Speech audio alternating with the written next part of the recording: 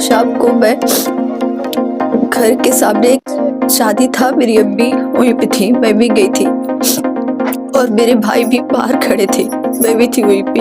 मेरे घर पे सबने खाना खा लिया था, बस मेरे भाई बस खाना नहीं खाए थे और वो खड़े थे, वो भी मेरे पास ही खड़े थे। और मेरी अम्मी गीत मतलब गा रहे थे लोग, मेरी अम्मी वहीं पे थी।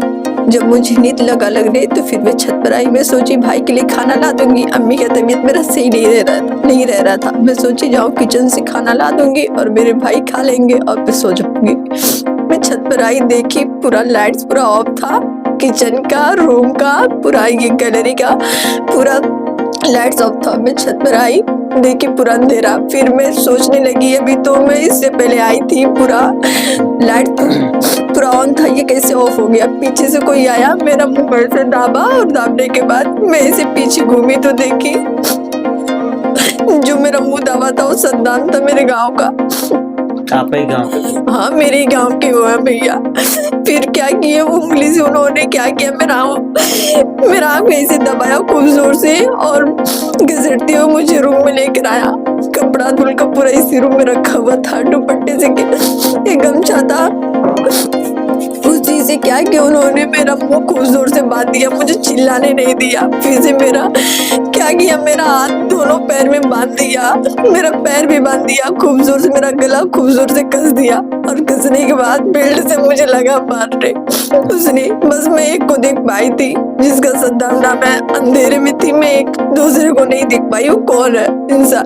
दो लोग थे? हाँ, दो लोग थे। फिर क्या किया, बेल्ट रखा हुआ था, बेल्ट से मुझे खूब जोर से मारने लगा। मारने के बाद बार बार उंगली से मेरा आँख दबा रहा था और मेरा सूट वगैरह सब फाड़ दिया था और मेरे करीब आने की कोशिश कर रहा था। जब मैंने छिड़कानी भी मेरे साथ बहुत किया और जब मैं अपने करीब नहीं आने दे रही थी उसने बहुत मुझे मारा और रूम में मेरा बाल पकड़ के ऐसे घसीट रहा था।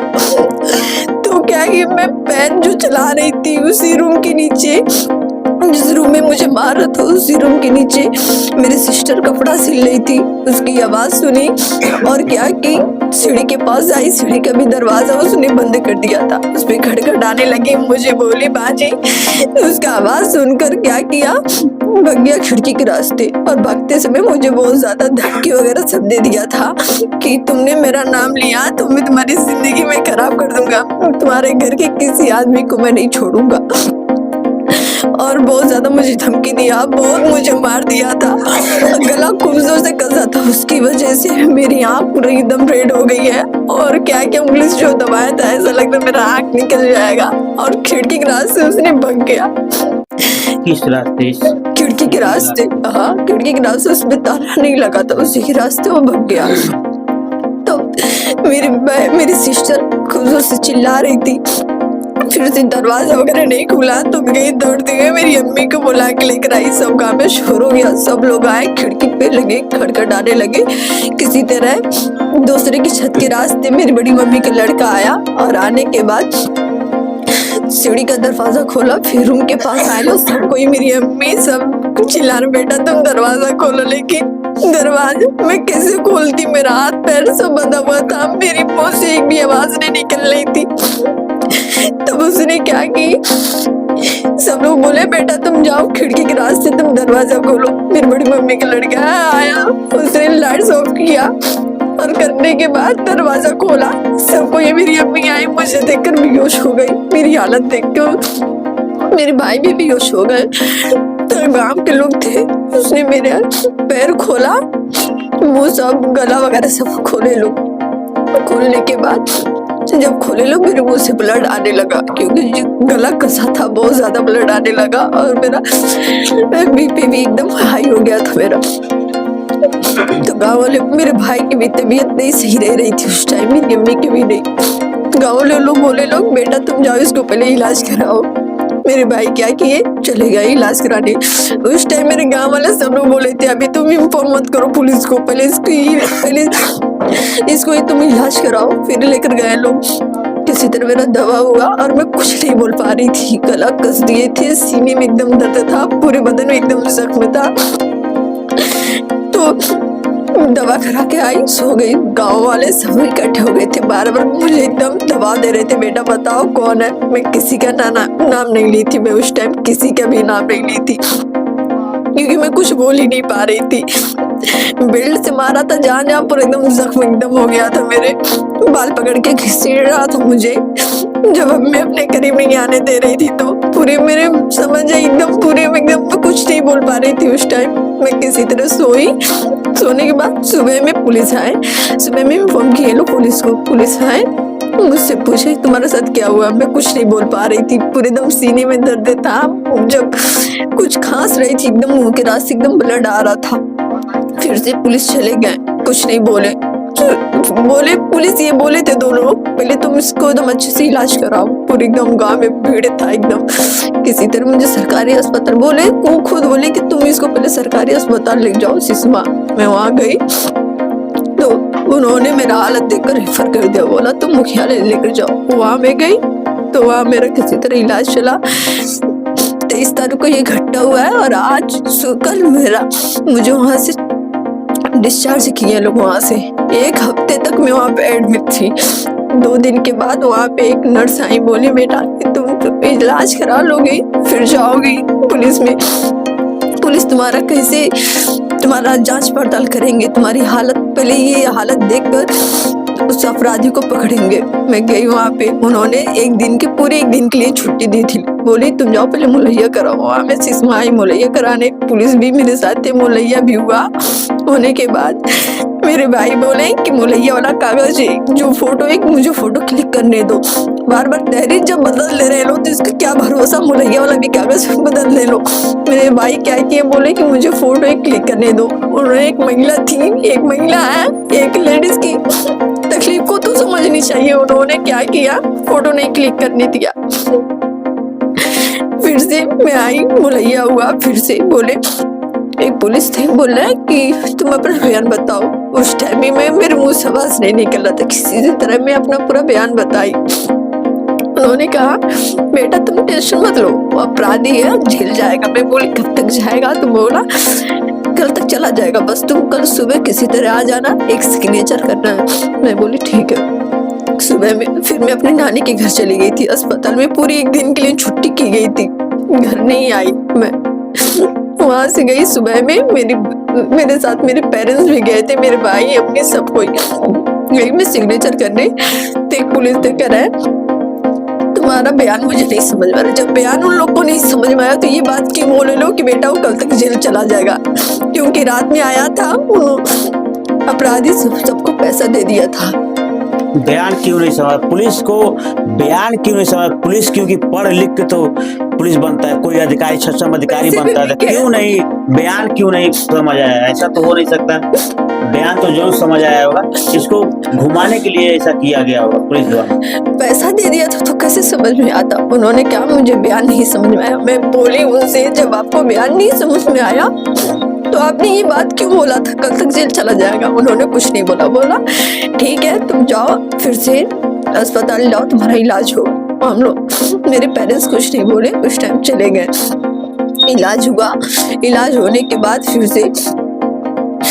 फिर से यहाँ पे कोठीवान इन्फॉर्म किए लोग, बोले फिर से जेल जा रहा है, एक दिन रह रहा है, सुबह सब समझ जाइए जा रहा है, पूरे एक दिन रह रहा है, शाम को फिर घर चला आ रहा है पैसा देकर। वो एकदम घूम रहा है, खुलेआम घूम रहा है। इस टाइम आरोपी कहाँ पे?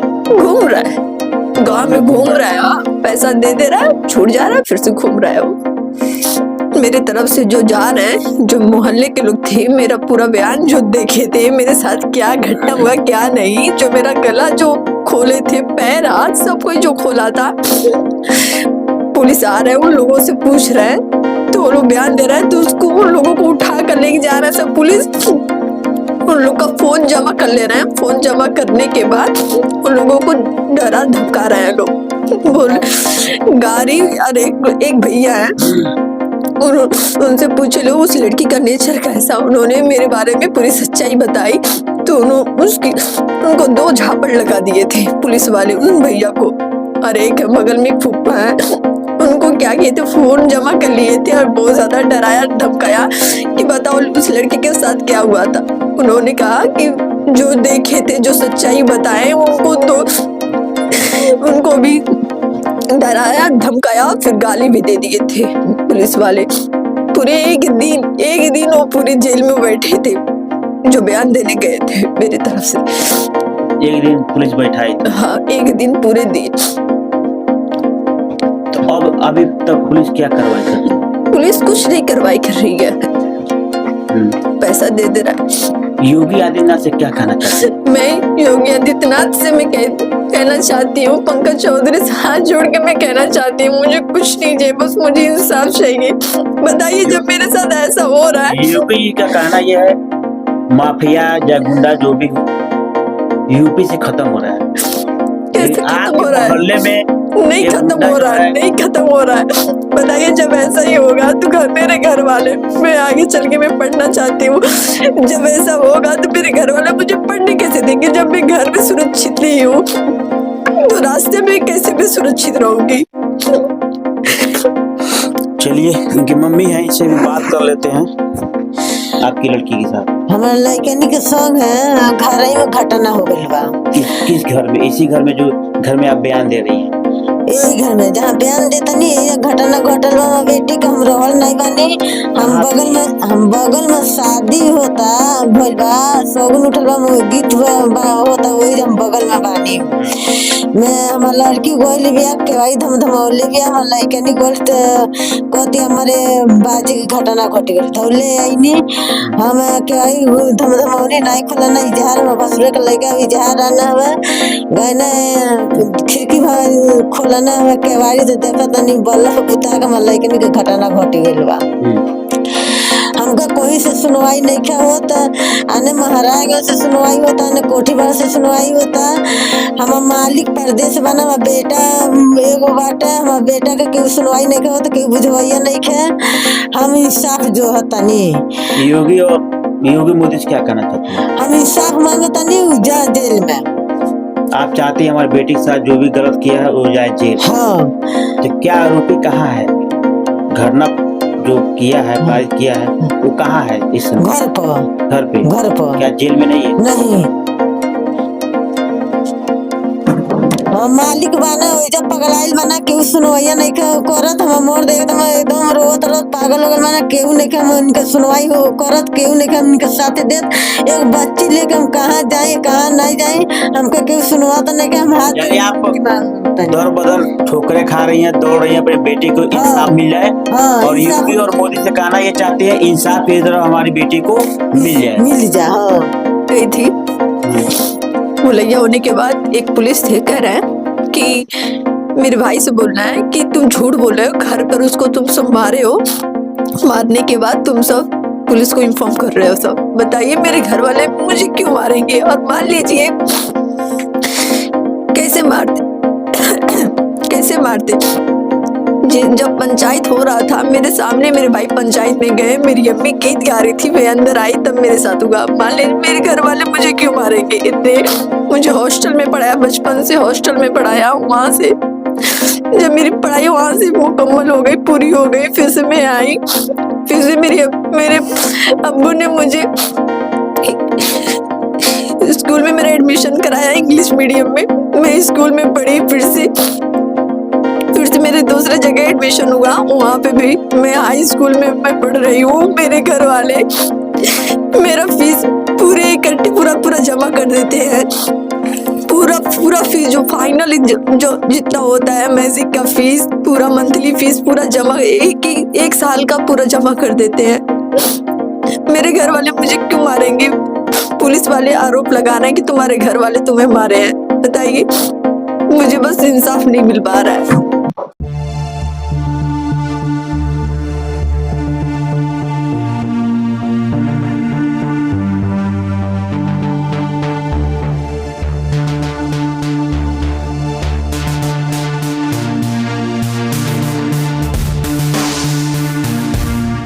कर रहे हैं माननीय